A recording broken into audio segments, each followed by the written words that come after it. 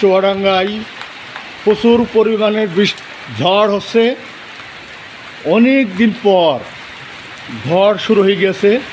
সে ঝড়ের সাথে বৃষ্টিও হচ্ছে মোটামুটি, তবে ঝড় হচ্ছে প্রচুর।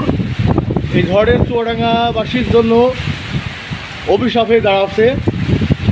চুয়াডাঙ্গার মানুষের দাম বাগান সহ বিভিন্ন ফসলাদি আছে, যেগুলো ঝড়ে অনেক ক্ষতিগ্রস্ত হবে। তারপরেও পরিশেষে একটি কথাই বলতে হয়, সেটা আছে ঝড়ের পাশাপাশি বৃষ্টিও হচ্ছে। স্বস্তি ফিরেছে চুয়াডাঙ্গার মানুষের বৃষ্টি আসাতে।